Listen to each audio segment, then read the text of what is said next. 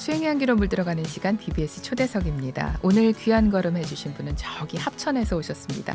대한불교조계 종 해인사 승가대학 학감으로 소임을 맡고 계시는 법장 스님 모셨습니다. 안녕하십니까?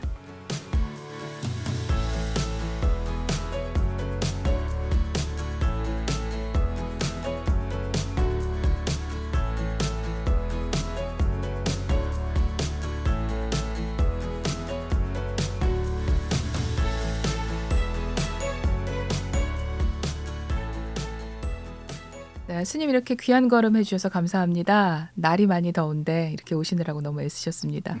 네, 자 저희 BBS 불교방송 BBS TV 시청자분들 그리고 BBS 불교방송 라디오 청취자분들께 인사 먼저 부탁드릴게요.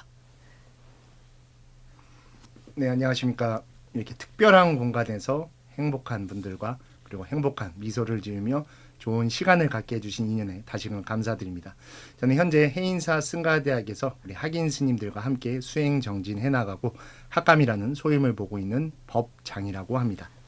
환영합니다, 스님. 네. 저는 해인사하면 괜히 마음에 친근감이 있어요. 왜냐하면 제가 처음 입사를 해서 사찰 그 연수 가잖아요. 지금 템플스테이로 가지만 그때는 사찰 연수 뭐 여러 가지를 얘기했는데 처음 갔던 게 해인사였거든요.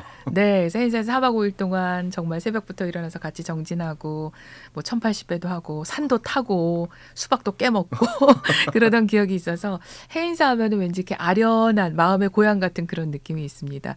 요즘 해인사는 분위기가 어떻습니까, 스님? 지금 해인사도 일단 해인사 스님들에게 언제나 네. 마음의 그냥 안식처이며 요람과 같은 곳이죠. 네. 그래도 지금은 또 시절이 많이 바뀌어서 해인사에 다양한 스님들이 또 모여 계시고 또 수행의 전통을 이어가면서도 현대적 또 불교의 가치관과 그런 사상들을 발전시키기 위해 끊임없이 또 노력을 하고 있고 또 많은 분들이 좀 학감이라고 하면은 네. 좀 연세도 좀 있거나 맞아요. 법납이 높은 스님이라고 네, 생각했을 네, 텐데 네. 제가 이제 올해로 이제 40대 중반을 넘어가고 있는 시점인데 젊은 또 저희 같은 학감이 소임을 보면서 우리 뭐라고 해야 돼 기성세대와 또 새로운 세대들을 아우르면서 함께 수행 정진해 나가고 있습니다. 사실은 그걸 좀 말씀드리고 싶었는데 조심스러운데 먼저 말씀을 꺼내주시니까 저는 해인사에서 승가대학 학감 스님이 오신대요 하길래 그러면은 저번에 왔다 가신 우리 저기 고브람 감언이신 시무 스님, 예. 축구로 미우새 나오셨던 네, 시무 맞습니다. 스님이라던가 그 수행으로서 참 그 법다운 모습을 보여주셨던 희랑대에 계신 우리 경성 스님이시라던가 뭐 죄송합니다 우리 주지 해일 스님이라던가 그 정도 법납에 가까운 분이 아니실까 했는데 말씀처럼 굉장히 그분들에 비하면은 젊은 후배 스님이 오셔가지고 깜짝 놀랐거든요. 이게 또 해인사에서도 파격적인 인사였나요? 예, 맞습니다. 일단은 오. 제가 법납이 그렇게 뭐 이제 사회라면 20년이면 법납 이게 꽤 높은 경력이긴 한데 그렇죠. 예. 저집에서 네. 이 법납 20년은 아직까지도 막내 수준이긴 하기 때문에 이제 걸음마 좀 그래, 하는구나. 이제 좀 뭐 이런. 걷네 계단 올라가네 정도인데 네. 그런 저를 또 파격적으로 인사해 주셔서 제가 맡은 역할은 또 명확합니다. 네. 이 학인 스님들의 생각이 젊어질 수 있는 것이죠.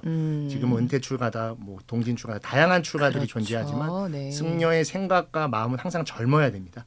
젊어야지만 의지를 가질 수 있고 그 의지를 통해 많은 사람들과 함께 실천할 수 있기 때문에 그것을 제가 하기 위해서 네. 젊은 피를 수혈하기 위해 네. 잠시 목소리 들어도 보셨겠지만 일단 텐션이 좀 셉니다. 저 군법사님 오신 줄 알았어요. 예, 군종장교분 오신 줄 알고 딱 이렇게 몸 채워야 될 것 같은 느낌이. 예. 네. 운동도 또 개인적으로 상당히 좋아하고 그런 모습으로 우리 학인 스님들이 이끌고 앞에 선두로서 이끌어 네. 나가면서 나아가고 있고 네. 항상 많은 것들을 해나가고 있습니다. 그렇군요. 있습니다. 지금 말씀 중에서 살짝 언급을 하셨는데 은퇴 출가자 이런 표현을 하셨습니다. 옛날에는 없던 제도가 생긴 맞습니다. 거잖아요. 그래서 나는 뭐 어차피 나이 먹었으니까 출가 못하지 뭐 아니거든요. 그렇죠? 맞습니다. 그러니까 지금 출가의 그 기준에 대해서 자격에 대해서 간단하게만 조금 설명을 해주신다면 요즘 출가에 대해서 은근히도 관심들이 많으시더라고요. 예. 네. 출가는 예전에는 18세 이상부터 해서 40세였다가 50세로 바뀐 그렇죠. 나이 연령 제한이 있었었는데 지금은 그런 나이에 대한 것들을 다양한 제도로 풀어놨습니다. 동진 출가, 즉 청년 출가라고 해서 18세가 되지 않은 사람들도 출가를 어린 할 수 있게는 나이에도. 하지만 네. 이거는 3위 3인으로서 출가를 하고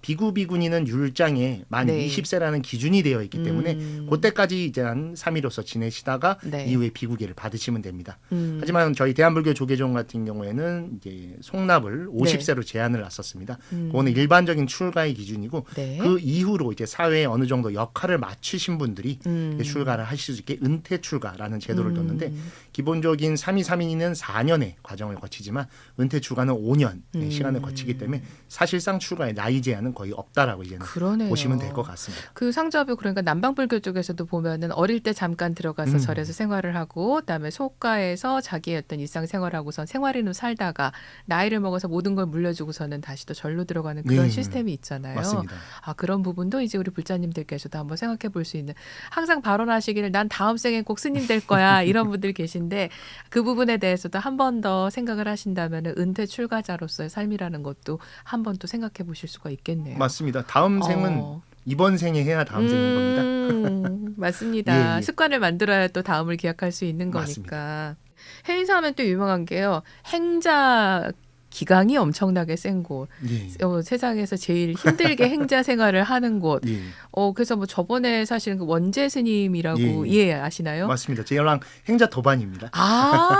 그래서 사실은 제대로 한번 해보고 싶어가지고서는 나는 해인사를 선택했다 그런 말씀을 인터뷰 중에 하신 적이 예, 있거든요. 저도 똑같은 마음이었습니다. 그렇군요. 행자는 얼마를 거쳐야 그러면은 3위 또는 3인이가 될 수 있는 건가요? 예, 행자는 원래는 이제 은사 스님 곁에서 출가를 해서 6개월을 6개월. 거치면 되는데 저 같은 경우에는 네. 처음 출가를 조금 색다르게 하다 보니까 어. 원래 해인사에 대한 마음이 좀 강했었습니다. 네네. 지자 월자 스님의 글을 읽고 아. 이런 출가자의 모습에 대해서 좀 생각을 하게 돼서 네. 해인사로 이 행자를 떠나려고 했었는데 네. 제가 본사가 봉선사입니다. 멀어요. 예, 네, 예, 네. 남양주 봉선사에서 네, 남양주 네. 봉선사에서 6개월 행자 수행을 마치고 그때 약속을 했던 게 이제 저희 문중에서 나중에 해인사를 보내주겠다라고 했는데 아마 문중 스님들은 그게 이제 수계를 받고 나서 해인사 승가대학을 강원을 보내준다 했었는데 저의 마음은 행자 시절을 해인사에서 하는 거였어서 봉선사 행자가 끝나고 은사 네. 스님께 좀 불효를 하면서 네. 행자를 다시 해야 된다. 어. 일생에 한 번인 출가 아닙니까? 아. 두 번의 출가는 없죠. 출가를 해서 열반에 드는 거니까 아. 그 출가에 나는 반드시 해인사를 살아야겠다. 네. 라고 해서 제가 행자를 한번 마치고 다시 또 해인사를 혼자 아. 삼위복을 입고 동서울 터미널에서 네. 바람 메고 해인사로 내려가서 해인사에서 행자생활 공양주를 다시 시작을 합니다. 그렇군요. 그래서 제가 행자를 총 14개월을 했는데 14개월을. 그때 이제 원재 스님이 저희 방장 스님 법전 방장 스님이 맞아요. 방장이실 네. 때 방장 시자로 있었어서 저랑 이제 도반에 인연을 맺게 됐습니다. 그렇군요. 그러니까 뭐 농담처럼 뭐 참 친하다. 예, 그러셨는데 엄청 가깝습니다. 뭐 책에서도 보면 우리 스님이 또 언급된다 그런 얘기도 예, 하셨는데. 맞습니다. 원재 스님 책에 제가 유학을 한참해서 고생할 때 그 아. 모습을 보고 되게 안타까워하면서 본인의 책에 꼭 다루고 싶다라고 해서 또 그렇게 한 구절을 또 넣어줬었습니다. 네, 여기 또 조금 이따 또 풀어보기로 하고요. 자, 이런 어떤 과정을 거쳐서 우리 또 학감을 맡고 계시는 법장 스님이다 보니까 해인사 승가대학에서 공부하시는 스님들을 누구보다도 잘 이해를 해주시지 않을까라는 그런 생각이 듭니다. 어떻게 좀 교수 평가 뭐 이런 거 있나요? 교수 어떤가요? 평가가 있으면 제가 아마 가장 낮은 점수 주지 아, 않을까. 정말요? 왜냐하면 잔소리하는 사람을 좋아하지는 않으니까. 네. 하지만 지금 저희 학인이 총 29명의 학인이 29분. 해인사 승가대학에 있는데 그중 대략 한 27명 정도가 네. 제가 지금 해인사 승가대 학과물 소임도 맡고 있지만 대한불교 조계종 계단위원회 교수사를 맡고 있습니다. 아. 계단은 뭐냐면 수계식을 예, 이끌어가는 예. 사람이다 보니까 제가 네. 행자 3위 비구 그리고 3급까지 다 교육을 나갑니다. 아하. 그때 또 눈여겨봤다가 네. 스카웃을 해옵니다.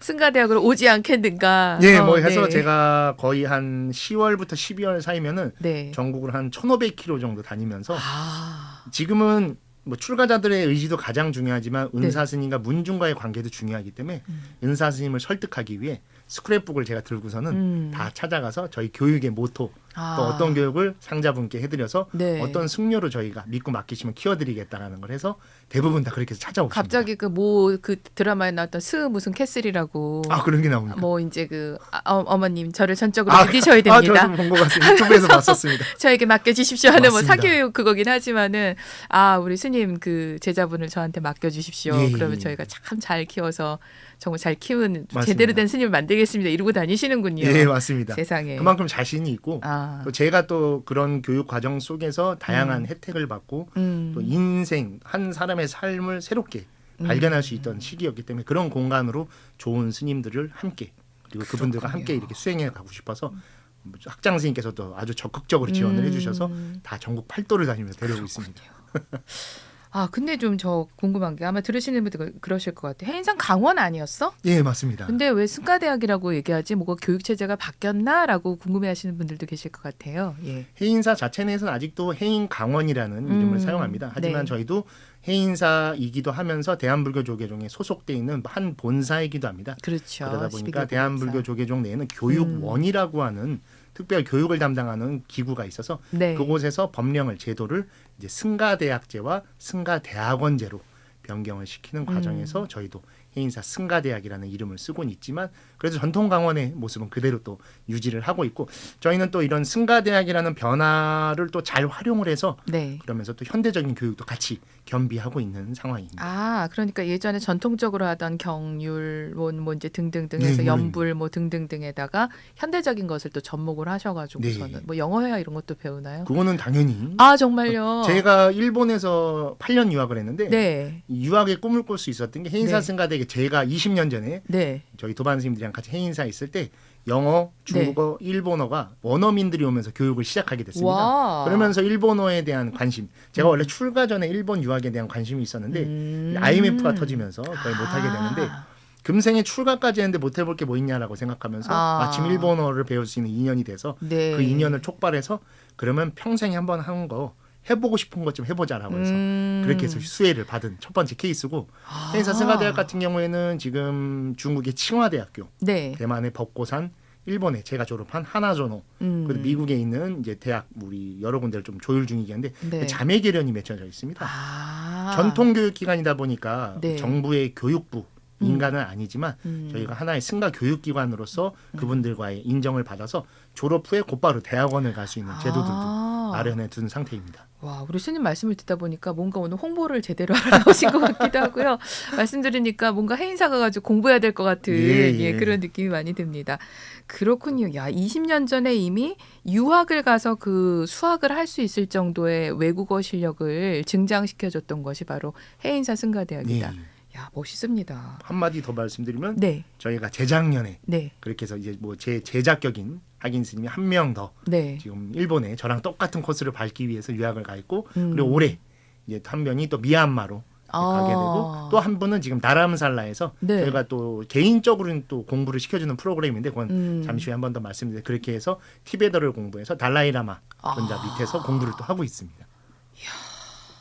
그 모두가 해인 출신이군요. 예, 맞습니다. 멋있네요. 말씀 예. 듣다 보니까. 자, 이렇게 정말 제대로 된 분들을 키워내느라고 동분서주하는 분이 우리 또 이제 학감 스님이신데요. 그러는 과정 속에서 올해 초에 또 이상한 책이 나왔어요. 왜냐하면 저자가 뭐라고 돼 있었냐면은 해인사 승가대학? 이게 그렇게 돼 있는 거예요. 그래서 이건 무슨 책이지 했더니 집 떠나 사는 즐거움이라고 해서 아, 예, 들고 오셨군요. 네.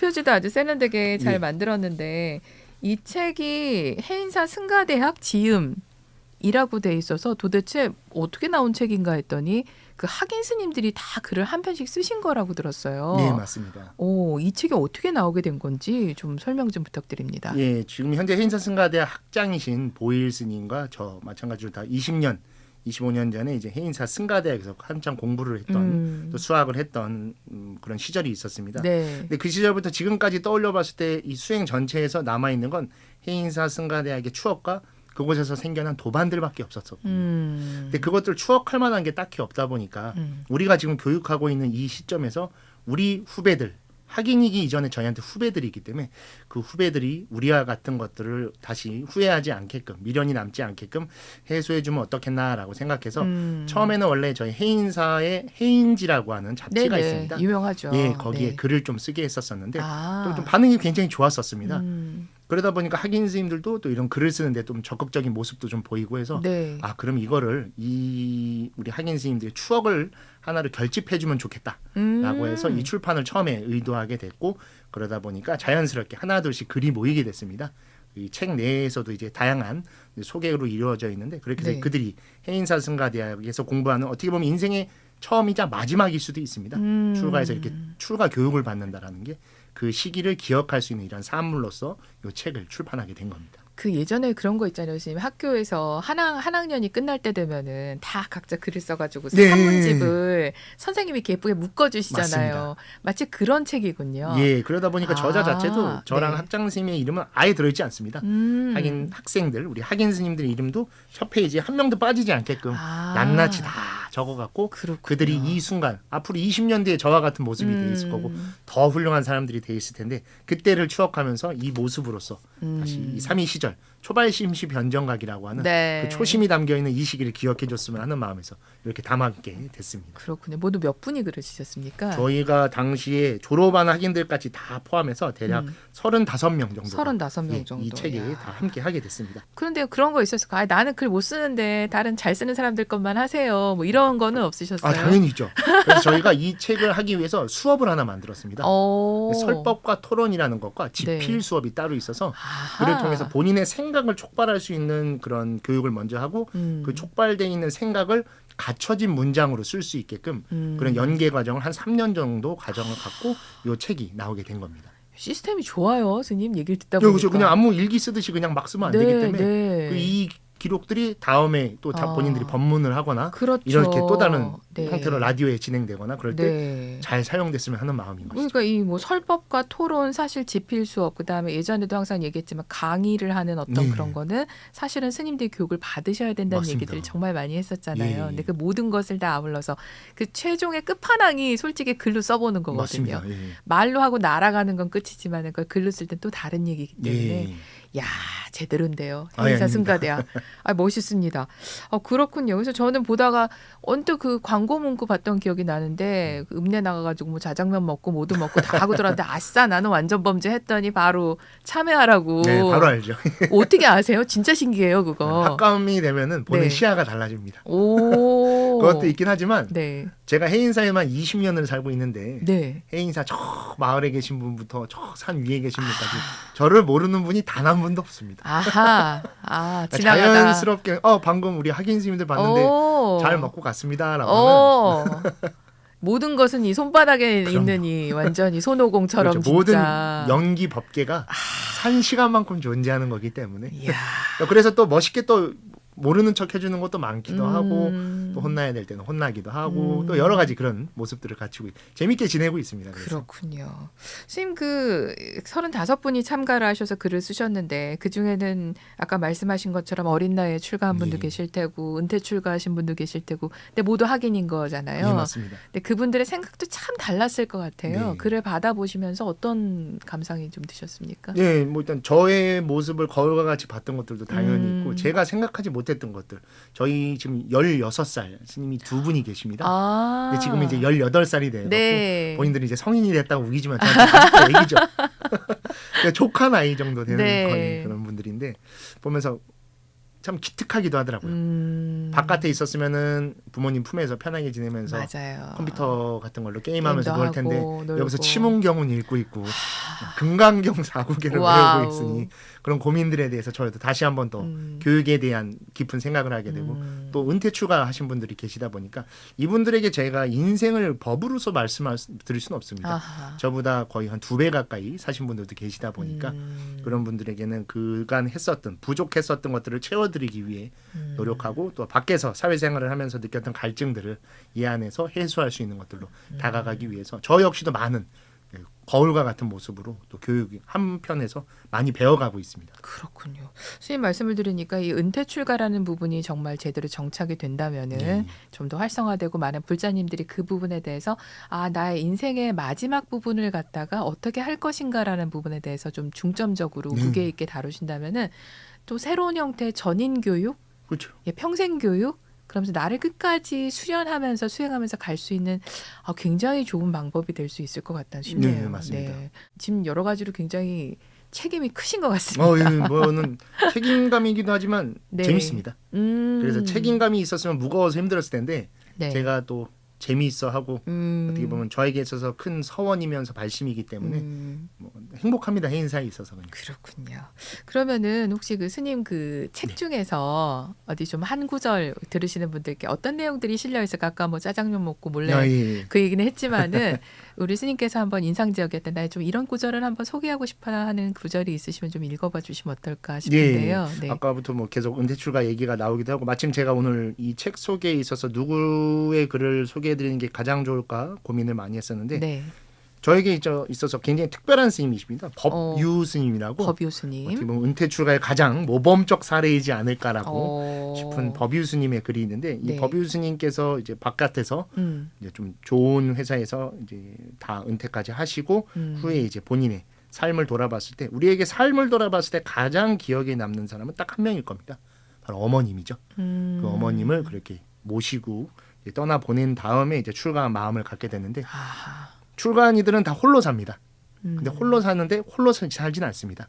승가라고 하는 하나의 인연 공동체 속에서 살아가는데 그 네. 법유스님께 떠나보내드린 어머님의 모습이 또 다른 부모가 돼서 나타나는 모습이 잘 이 책에 잘 담겨져 있어서 아하. 그걸 좀 소개해드렸으면 어떨까 싶어서 좀 네. 준비해 왔습니다. 자, 그러면은 우리 법장 스님의 음성으로 학인 스님 중에서 우리 은퇴 출가하신 법유 스님의 글을 조금 저희가 소개를 받도록 하겠습니다. 낭독을 부탁드리겠습니다. 네. 불교 경전 중에 부모의 은혜에 관해 설명하는 불설 대모 부모 은중경이라는 경전이 있다. 한량없이 크고 깊은 부모의 은혜에 보답할 것을 가르치는 경전이다. 경전에서는 왼쪽 어깨에 아버지를 업고 오른쪽 어깨에 어머니를 업은 채 수미산을 백천겁 돌더라도 부모의 은혜를 다 갚을 수 없다고 설한다. 이처럼 부모의 은혜는 하늘과 같아서 보답하려면 끝이 없다. 야속한 시간은 빠르게 흘러간다. 그나마 나는 늦게라도 출가해서 부모님 은혜에 보답하는 길을 찾았으니 불보살님 섬기고 부처님 가르침을 배워 널리 회양하는 것이 진정으로 어머니의 은혜에 보답하는 길이라고 생각한다. 속세에 어머니가 계셨다면 출가에서는 은사 스님과 공양주 보살님, 함께하는 도반 스님들이 그 역할을 대신하고 있다. 해인사에 온 지 2년이 다 되어가는 지금 이곳 생활이 익숙해질수록 두려움을 느낀다. 예전에 그랬듯 항상 가까이 있는 사람의 은혜를 생각지 못하고 점점 무감각해져 감을 여기서도 답습하고 있다는 생각 때문이다. 속사에서와 같은 실수를 반복하지 않기 위해서라도 한치의 방이람 없이 정진해 나가리라. 오늘도 인연 지어진 모든 은혜에 감사한다. 이런 좋은 글귀가 또 쓰여져 있습니다. 그 뭐랄까 진짜 스님 말씀처럼 그 은퇴 출가하신 분들에게 그 삶에 대해서 뭔가를 우리가 얘기할 수는 없다라는 말씀을 하신 것처럼 많은 거를 겪고 오셨기 때문에 이해도라던가 그거에 대해서 받아들이는 게 또 굉장히 다르고 굉장히 빠르고 그러실 것 같아요. 네, 맞습니다.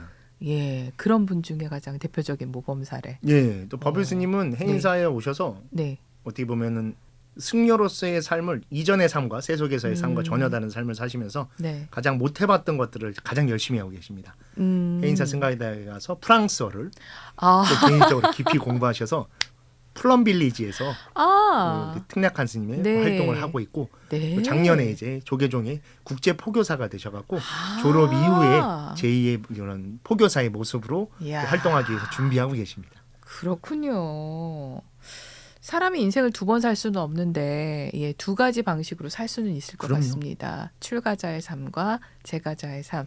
그것에 양쪽 다 충실할 수 있다면은 그것 또한 다음 생을 또 다음 생에 할게 이거보다는 지금 현생에서 할 수 있는 방법을 찾으실 수 있는 가장 좋은 그런 방법이네요. 네, 저한테 가끔 이제 스님에게 있어서 출가는 무엇입니까?라고 물어보는 경우들이 꽤 있는데 네, 저에게 있어서 출가를 정의하는 명확한 표현이 있습니다. 네. 출가는 인생의 리셋이며 리스타트이다. 네. 이전의 삶에 대해서 출가를 하게 되면 누구도 묻지 않습니다. 뭐 하는지 궁금하지 않으시죠? 네. 그냥 지금의 법장스님의 모습으로 그냥 그렇죠. 봐주시는 거죠. 네, 네. 거기에 바로 이 출가의 가장 큰 매력이 있는 것입니다.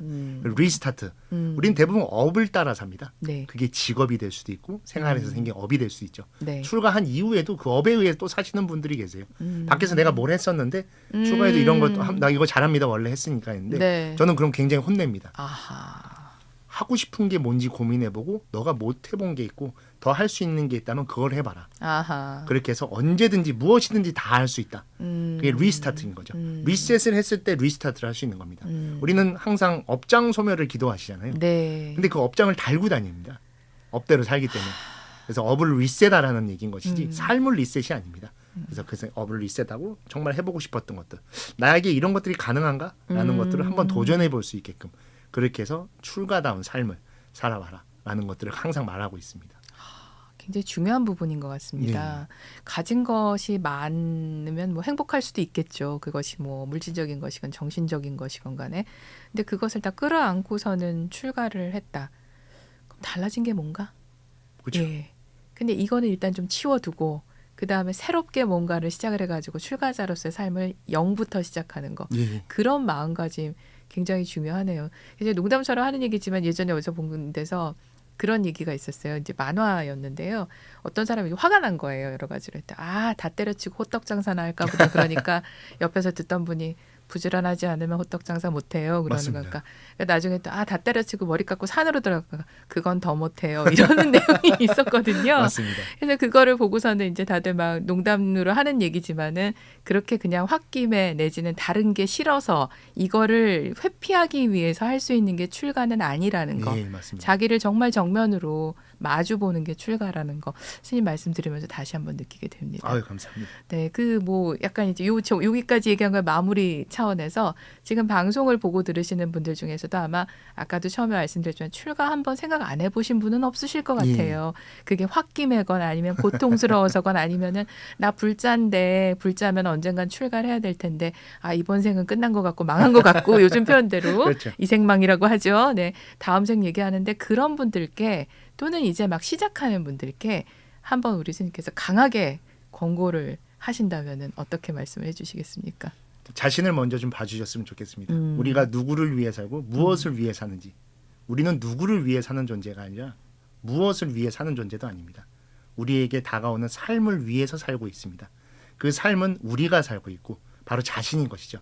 자신이 행복할 수 있는 것을 바라봐 주시고 그 행복할 수 있는 길로 가주셨으면 합니다. 바로 출가는 그런 부분인 것 같아요. 제가 출가해서 가장 행복하고 좋은 순간은 매일 아침 하늘을 볼 때입니다. 우리는 밖에서 사회에서 살면 오늘 아침에 하늘이 어떻게 생겼는지 대부분 다 기억을 못합니다. 본 적이 예, 없어요. 맞습니다. 네. 이 땅이 우리가 살고 있고 이 네. 땅의 주인이 우리인데 네. 내가 갖고 있는 하늘을 보지 못하는 겁니다. 요새는 더욱더 좁아졌죠. 바로 이 손바닥만한 핸드폰 안에 맞아요. 모든 게 갇혀서 이 안에서만 보고 이 안에서만 살다 보니까 네. 더 넓은 것들이 우리 주변에 있고 더 많은 것들이 우리를 바라봐주고 있기 때문에 그거를 볼 수 있고 그거를 알아차리는 게 바로 출가인 것 같습니다. 내가 무엇 때문에 행복해질 수 있는가를 고민하신다면 출가로서 한번 다가가 보실 수 있을 것 같습니다. 자, 문의 전화는 해인사로 하시면 되겠습니다. 맞습니다.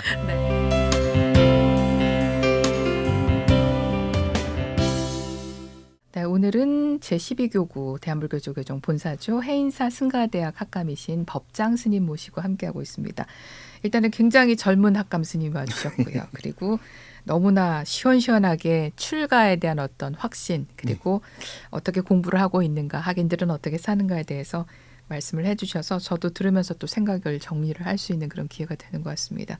스님 얘기를 살짝 해주셨거든요. 네. 봉선사에서 행자 6개월하고서 해인사로 가셨다는 예. 얘기도 하셨는데 IMF 때 살짝 뭐 그런 부분이 있었다라는 얘기도 하셔서 대충 이제 그때쯤 공부를 이렇게 하고 계셨겠구나 예. 짐작은 갑니다만 왜 출가를 처음에 딱 그래 결심했어 나는 수행자의 삶을 살겠다 하게 되셨는지 여쭤보고 싶습니다. 예, 저는 일단은 저희 할머님이 불교 신자시긴 했지만 저희가 불교에 대한 건 거의 뭐 전무한 그냥 일반 그냥 평범한 청년이었었습니다. 그냥 뭐 부처님 모시는 할머니 따라가면 비빔밥 먹고 오면 오케이. 그거 정도도 안 했던 것 같습니다. 그래요? 예, 죄송합니다. 네. 그냥 어느 날 문득 저의 인생에 대해서 고민했던 게 가장 시작점이었던 것 같습니다. 제가 속가가 이제 연남동에 있습니다.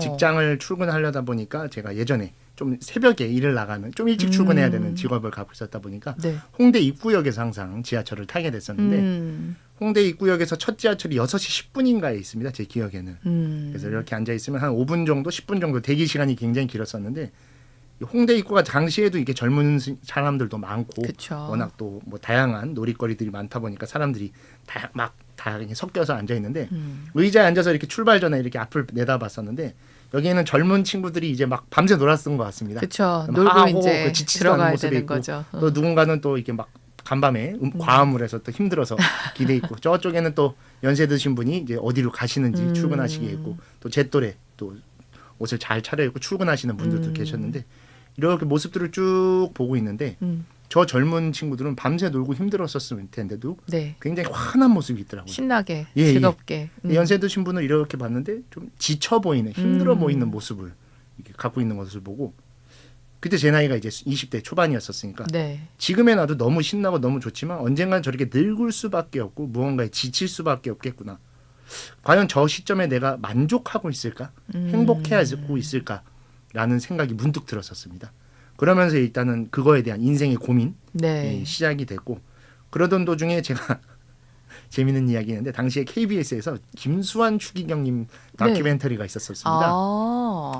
한 99년쯤 됐던 것 같아요. 기억이. 네. 그걸 보고 있는데 김수환 추기경님의 그런 삶의 모습이 너무 멋있고 예쁜 거예요. 그래서 아 나이를 먹으면서 남자가 혼자 지금은 좀 다른 시대지만 네. 40대 50대 혼자 산다는 건 참 처량하겠다라는 생각이 들었었는데 어린 나이에 저 성직자의 모습이 되게 멋있는 모습이 들어 저희 직장이 종로였었는데 네. 점심 먹고 제가 서울교구 네. 명동성당에 명동성당에. 예, 출가 상담을 하러 갑니다. 아. 신앙 상담이죠, 그러니까 정확하게. 네. 네. 그래갖고 막 이제 진짜 서울교구에 계신 분이랑 한참 인연이 돼서 되게 오래 얘기했던 것 같습니다. 그리고 막 하는데 하나 걸림돌이 됐던 게 있었어요. 예.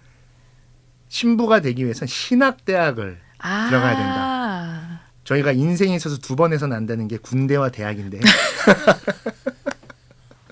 신학대학을 간다는 생각에 참 깊은 고민을 안 했던 거죠. 좀 더 생각해보고 오겠습니다라고 해서 나오면서 아 이건 내 길이 아닌 것 같다라고 생각하면서 있다가 얼마 안 있어서 집에 문득 이렇게 어머님께서도 할머님의 영향으로 이제 사찰에 다니셨으니까 네. 우연찮게 책꽂이에 되게 얇은 회색 책이 하나 이렇게 꽂아 있었어요. 네. 아무 뜻 없이 이렇게 쑥 빼고 이게 한두 장씩 있는데 너무 소박하고 뭐라고요? 우리의 삶이 그냥 그대로 잘 담겨져 있는 글인 것 같아서 이렇게 네. 앞에를 봤더니 그게 법정 스님의 무소유 일세였습니다. 네. 일세. 저도 지금까지도 아주 보물같이 갖고 있는 책인데 아. 거의 2시간도 안 걸렸던 것 같습니다. 네, 저희 네. 책이 대략 한 200~300페이지 되는데 일세본의 무소유는 굉장히 얇습니다. 얇아요. 예. 네. 다 읽고 났더니 되게 좀 저에 대해 깊게 생각하는 시간을 갖게 됐어요. 그러면서 이제 모친께 어머니께 이 스님을 만나봐야 될 것 같다라고 말씀드렸더니 이 스님 아무나 못 만난다라는 거예요. 왜요? 그랬더니 되게 유명하신 분이에요. 아 스님들도 그런 게 있구나라고 생각해서 그러더니 어느 날 이제 전화가 오셔서 이런 날 길상사라는 절이 있으니까 맞아요. 가면은 법정 스님을 뵐 수 있을 거다. 아하. 그래서 아 그렇습니까?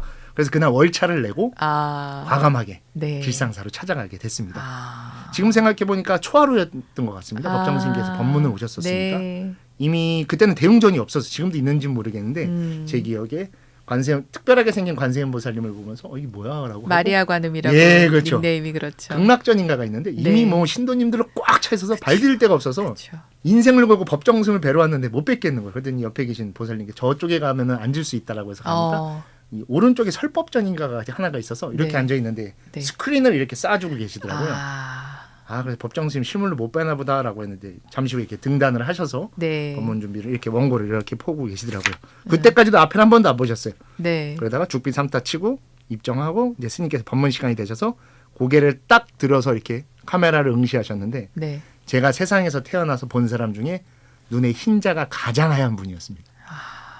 너무 놀랍게 충격을 받아서 너무나 맑은 눈.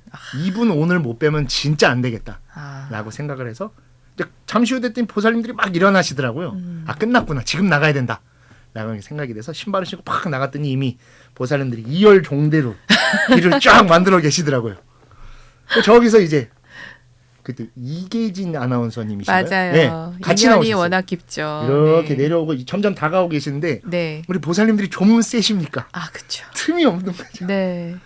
근데 이렇게 점점 오시는데 네. 바로 눈앞에까지 보이시는데 인사 안 드리면 안 되겠다 싶어서 어. 그 보살님들을 제끼고 어. 탁 나가갖고 네. 참고로 그때는 제 머리가 좀 길었습니다. 네. 껄렁껄렁하게 생겼겠죠. 네. 스님께 그냥 넙죽 인사를 드렸습니다. 네. 합장도 할 줄 몰라서 제 기억에도 약간 이렇게 했던 거예요. 아. 합장을 예쁘게 못하고. 네. 그랬더니 스님께서 이렇게 가시다가 이렇게 보셨습니다. 보시더니 뭐 하는 분이세요? 라고 하길래 아, 저 직장 다닙니다. 그랬더니 잠깐 있으시더니 아니 그거 말고 뭐 하는 분이세요? 라고 말씀하셨는데 거기서 제가 대답을 못 하겠더라고요. 그리고 나서 이제 이계진 아나운서님이랑 다시 이게 길을 가시고 저는 한참 좀 멍하니 서 있었습니다. 그리고선 그 생각이 계속 남고 계속 답답만 해갖고 이제 내려가야겠다라고 생각하고 이렇게 나가는데 그 옆에 이 일주문 옆에 종무소 같이 하나 있어서 네. 그 종무소 보살님께서 하얀 떡을 하나 이렇게 주셨어요. 백설기를 그걸 하나씩 뜯어먹고 지하철역으로 이렇게 언덕배기 아닙니까? 한참 걸어 내려가야 예, 되잖아요. 한참 걸어 내려가고 네. 근데 그 여운이 되게 오래 남았었습니다. 그리고 나서 한 반년쯤 지나면서 계속 고민을 하고 있었었는데 네. 직장이 종로다 보니까 종로에 절이 있다라고 하더라고요. 한 번 더 가봐야겠다라고 했더니 그게 조계사였습니다. 네. 그 정도로 불교를 몰랐던 겁니다, 제가. 할머님만 열심히 다니셨군요. 예. 네. 그래서 그 앞에 탑이 있지 않습니까? 네, 맞아요. 탑을 이렇게 돌길래 저도 따라 돌고 이렇게 봤더니 법당 문이 열려 있었어요. 지금같이 그때는 큰 부처님이 아니셨죠. 작은 부처님이셨죠. 예. 네. 사람이랑 거의 1대1 크기 네. 사이즈였는데 스님 한 분이 법상에 앉아 계셨는데 되게 보기가 좋았었어요. 그래서 그때 결정했습니다. 아, 내가 법정 스님으로 들었던 그 한마디를 알려면 저 모습으로 저 삶을 살아봐야겠다. 아니면 되돌아오면 되겠지. 라고 생각해서 출가의 마음을 먹게 되고 이 BBS 이곳과 굉장히 인연이 깊은 곳에서 오. 바로 이 BBS 뒤쪽에 마포 석불사라는 절이 있습니다. 아, 예. 네. 우리 비구니 스님들 계시는 예, 곳. 경륜 네. 스님께서 네. 주석하시는 곳인데 네. 저희 할머님이 저 사찰을 다니셨습니다. 석불사 신도시군요. 예. 아. 그러다 보니 제가 출가에 대해 아무것도 모르니까 네. 할머님이 인연을 해서 절에 가서 이제 출가를 하겠습니다라고 했더니 경륜 스님께서도 음. 불심을 확인해 봐야 되니까 아하. 진짜 이만한 책을 갖고 오셨어요. 오. 그게 만불명호경이라는 책입니다. 아. 10,000배 정도 하면은 출가할 수 있을 거다라고 하셔서 오. 그게 점심쯤 되셨던 것 같아요. 그 책을 받는 게 10,000배 이렇게 숫자를 그냥 한 이틀이면 할 것 같은데 오. 라는 또 이게 가벼운 생각을 아. 갖고 다음날 추리닝을 입고 네. 아침 일찍 석불사 대웅전에 들어가서 자, 준비했고요. 네, 절을 해 그냥 스타트. 딱 펼쳐서 절을 하기 네. 시작했는데 그날 제가 1000배를 했는데 계단을 4발로 내려왔습니다. 못 내려오죠. 예. 기어 내려와요. 예, 그리고서는 집에를 갈 수가 없을 것 같아서 아. 절에서 방 좀 달라고 해서 맨솔에다만 한 통만 사다 주십시오. 진통 바르면서 파스 붙이고. 아. 그래도 절을 하니까 점차 좋아지더라고요. 음. 그래서 6일 만에 아. 10,000배를 마치고 거기에 같이 계셨던 이제 상자 스님이 한 분 계신데 스님께서 그 운문사 사리암에 네. 기도를 가신다고 하시길래 네. 이제 절에 좀 자신도 붙었으니까 음. 저도 같이 가겠습니다. 아, 사리암. 예, 그래서 네. KTX를 타고 동대구에 와서 네. 사리암에서 밤새 3,000배를 한번 하고 출가해야겠다라는 음. 마음을 결정해서 네. 이제 은사 스님을 정해서 수행 생활을 시작하게 됐습니다. 그렇군요. 그렇게 해서 이제 봉선사로 가시게 된 거예요. 예, 이제 경륜 스님께서 이제 은사 스님을 이제 여기 저기 이제 수소문을 해주셔서 지금 은사 스님이신 일자 면자 대종사 스님, 일면 대종사 스님, 일면 큰 스님이요? 예, 일면 대종사 스님 곁에서 출가를 하게 됐습니다. 아, 또 그렇게 되는군요. 네, 아니 워낙 또 일면 스님께서는 정말 시원시원하게 뭐든지 또 일을 하시는 스타일이시잖아요. 그리고 또 지금 생명나눔 그 예, 관련된 그 실천운동본부 일도 너무나 정말 여법하게 잘하고 계셔서 저희도 참 감명 깊게 인터뷰를 했던 기억이 있는데요. 네. 아, 그 또 상주하셨군요. 예, 맞습니다. 그 해인상 안 되니까 뭐라 그러시던가요? 당연히 너무 좋아하셨지만 소쿨. 제가 불효 상자이기도 한 게 효상자는 아닌 것 같습니다. 은사 스님이 원하실 때 좀 갔었으면 되는데 아. 제가 또 욕심도 있고 하다 보고 또 뭐 아까 이력에도 잠시 말씀하셨지만 제가 행사 승가대학을 마치고 지금 아니면 안 되겠다는 생각으로 졸업하자마자 곧바로 네. 일본 유학기를 떠나게 하나조노 되다 보니까 대학으로. 네. 은사 스님을 모시거나 은사 스님께 좀 효도를 할 시간이 크게 없었습니다. 아, 그러면 집 떠나서 몇 년을 떠돌고서는 다시 컴백하신 겁니까 그때? 은사 스님께 해인사 졸업하고 인사간 건 거의 10년 만에 갔어요. 그러다 보니까 거의 뭐 얼마나 불효 상자였겠습니까? 그리고 지금도 여전히 해인사에서 일을 하고 계시고. 그러면서 지금은 이제 불러주시면 꼬박꼬박 올라가서 아. 인사드리고 하는데 또 곁에서 이제 모시는 여러 스님들이나 분들은 그래 되게 좋아하신다. 스님께서 그렇게 가볍게 하지 않고 한 자리에서 오래 수행 정진하는 모습을 칭찬해 주신다고 해서 항상 마음속으로 감사드리고 있습니다. 그렇군요. 건강하셨으면 좋겠습니다. 우리 일면 스님께 한 말씀 하시죠. 예, 카메라를 스님. 통해서. 지금 제가 스님을 모시고 곁에서 수행 정진하면서 많은 것들을 또 도와드려야 되는데 그런 면이 많이 부족하고 수행이 부족하다 보니까 그 수행을 채우겠다는 욕심으로 이렇게 지금도 해인사에서 이렇게 업장을 덜어내는 수행을 하고 있습니다. 하지만 절대로 스님을 실망시키거나 스님에게 그런 좀 게으르다라는 표현이 들어가지 않게끔 항상 발심을 유지하면서 수행 정진에 나갈 테니 지금같이 항상 응원해 주시고 건강하게 곁에서 지켜봐 주시면 감사하겠습니다.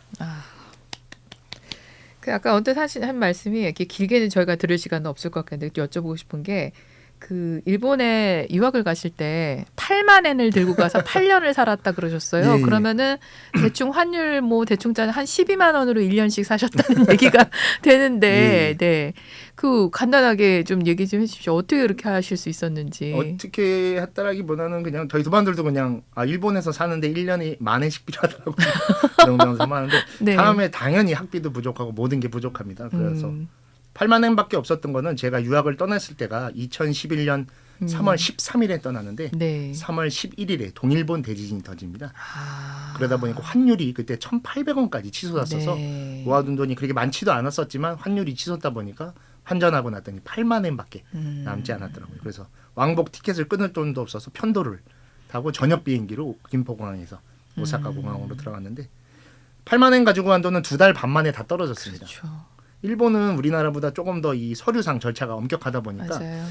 한 전기세가 밀린 보름 정도 지나니까 독촉장이 오더라고요. 몇 날 며칠이 되면 전기가 끊깁니다라고 했는데 출가자로서 또 속가에 부모님을 두고 온 상황에서 돈을 달라고 말씀드릴 수도 없고 또 여러 사형 스님들이나 모두에게도 공부하겠다는 마음을 내고 왔는데 이제 학비 이유로 또 손 벌릴 수도 없는 그런 또 자존심 아닌 자존심이 있는데 그러다 보니까 어떻게 하면 좋을까라고 이제 하다가 결국에는 부족하면은 땅을 파든 물을 파든 해야 되기 때문에 본격적으로 이제 아르바이트들 다양하게 했는데 당연히 유학 간지 석 달도 안 된 상황에서 아르바이트를 구한다는 건 불가능하죠. 힘들죠. 네. 마침 그때 일본에 이 골든 위크라고 하는 한 보름짜리 그렇죠. 휴가 기간이 있었었는데 네. 그때 이제 안 되겠다. 내가 지금부터 살아가기 위해선 말을 잘해야겠다는 생각으로 열심히 또 말을 하고 그럴 때 이제 그런 힘으로 해서 알바를 또 구해서 진짜 안 해본 알바 없이 다양하게 해본 것 같습니다.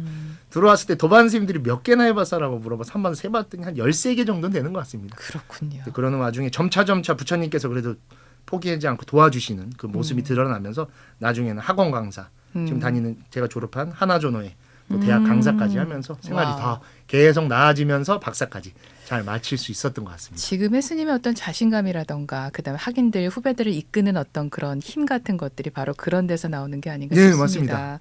덕분에 또 이렇게 공부 열심히 하셔가지고 또 불이상까지 타시는 영광까지 얻으시고 정말 대단하다는 말씀과 아닙니다. 앞으로도 또 멋진 모습 계속 보여주시고 후학들 이끌어주시라고 파이팅 외쳐드리겠습니다. 감사합니다. 네. 열심히 하겠습니다. 네, 해인사 승가대학 학감이신 우리 법장 스님 모시고 계속해서 얘기 나누고 있는데요. 이번 순서는 사랑하는 버석이라는 순서입니다. 우리 BBS 초대석에 시그니처 질문이 있는데요. 우리 법장 스님께 인생의 벗이자 사랑하는 벗. 자, 묻겠습니다. 법장 스님의 내 인생의 한 사람을 꼽는다면 그것은 누구입니까? 네, 저에게 있어서 한 사람을 말씀드리면 딱 한 분밖에 없는 것 같습니다. 저희 어머님 바로 김광자 자연심 보살님이신 것 같습니다. 네. 저는 홀어머니 외아들입니다. 아버님께서 저희 국민학교 3학년, 초등학교 3학년 때 돌아가시고 그러는 과정에서 좀 빚이 좀 생기셨는데 그런 것들을 어머님이 홀몸으로 지금 제 나이보다 어린 나이셨습니다. 아들 하나를 데리고 그 어려운 역경들을 다 이겨내셔서 장성해서 키우셔서 이제는 독립해도 될 정도로 만들어놨는데 갑자기 출가한다고 제 욕심 하나로 그렇게 했을 때 제가 출가하고 3년간 어머님께서 정신과 치료를 받으셨습니다. 우울증이 오셔갖고 쓰러지신 적도 있고 갑자기 이제 아침에 일어나셔서 쓰러지셔서 냉장고에 머리가 부딪혀서 정신을 잃고 그런 적도 있었는데 그런 것들을 다 감내하시면서 저 하나를 바라보면서 제가 이제 출가한 지 20년인데 이 시간을 다 함께 해주신 것 같습니다. 유학 마치고 원래 제가 시카고 대학교에 연구원이 돼서 떠나려고 했었는데 어머님께서 한 말씀 해주셨어요. 이제 같은 하늘에 서서만큼이라도 살고 싶다. 그 마음을 듣고 이제 돌아갈 때인 것 같다라고 해서 이 유학을 접고 이제 다 들어오게 됐던 가장 결정적 원인이고 긴 시간을 함께 해주시고 긴 시간을 용서해 주시고 참아주셔서 너무 감사드리는 것 같습니다. 한 명을 얘기해야 되는데 네. 한 명 더 꼭 얘기해야 되는 게 네. 저에게는 속가에 아주 소중한 저보다 더 소중한 사람이 한 명 더 있습니다. 바로 최인혁이라고 하는 제 친구인데 제 고등학교 1, 2, 3학년 짝입니다. 제가 출가할 때 누구에게도 고민을 털어놓을 수 없었지만 이 친구에게 맨 처음 털어놓고 이 친구가 고민하지 말고 가라. 너가 하고 싶은 거라면. 어머님이라면 내가 책임지겠다. 라고 해서 아까 말씀드렸듯이 어머님이 갑자기 쓰러지시고 할 때도 그 친구가 아침 출근하다가 그게 걱정이 돼서 혼자 뛰어와서 어머님을 발견하고 들쳐업고 병원에 갔습니다. 그 정도로 저에게는 진짜 형제보다도 저보다도 더 소중한 친구였어서 이 둘이 없었다라면 저에게는 지금 출가 생활을 못했을 겁니다. 많은 고민도 역경도 있었지만 가장 힘든 건 혈연에 대한 겁니다.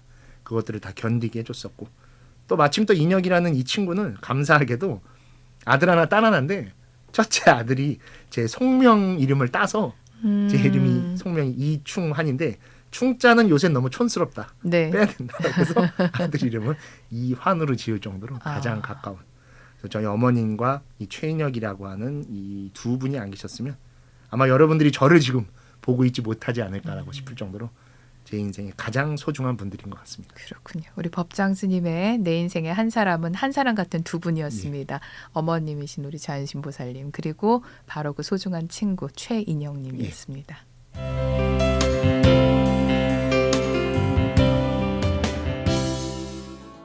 너무 재밌어서 2부, 3부, 4부 하고 싶은데요. 저희가 시간이 없어서. 너무 좋았습니다. 예, 스님 앞으로도 좀 힘찬 말씀, 힘찬 지도 그리고 많은 분들을 이끌어 주시는 그 모습을 저희가 항상 기대를 하고 있겠습니다. 네. 저 역시도 그런 기대 그리고 또 여러분들이 생각하시는 모습 속에서 잘한다는 말씀을 못 드리겠지만 게으르지 않게 제가 해야 될 일들을 차분하게 그리고 저의 일로서 받아들이면서 열심히 해인사 가야산에서 수행정진해 나가도록 하겠습니다. 또 뵙겠습니다, 스님. 감사합니다. 감사합니다. 네, 해인사 법보존에는 8만 대장경이 모셔져 있습니다. 이 8만 대장경은 부처님의 가르침을 8만 4천 가지를 표현해 놓은 것입니다. 이 법보존에는 주련이 하나 걸려 있는데 바로 이 8만 4천의 가르침을 하나의 구절로 정리해 놓은 것입니다. 바로 원각도량 하처 현금생사 즉시입니다. 원각도량 하처 너희가 그토록 찾고 그토록 갖고 싶어하는 깨달음 그리고 깨달음의 자리라는 것이 어디에 있느냐. 현금생사 즉시 지금 이 순간 삶과 죽음만이 있을 뿐이다. 우리는 항상 무언가를 향해서 달려가고 있습니다. 그런데 한 번쯤 그 무언가가 실존하는 것인지 그리고 나에게 있는 것인지 바라봐야 됩니다. 우리는 그저 오늘 하루를 살아갈 뿐입니다. 오늘 하루를 살면서 내일을 준비하고 다음을 바라보시면 안 됩니다. 오늘이 있기 때문에 다음이 다가올 수 있는 것이죠. 바로 현금생사 즉시 오늘을 사시게 되면 죽어서도 산 하루이지만 오늘을 그냥 아무렇지도 않게 보낸다면 살아있었어도 죽은 하루를 보낸 것과 같습니다.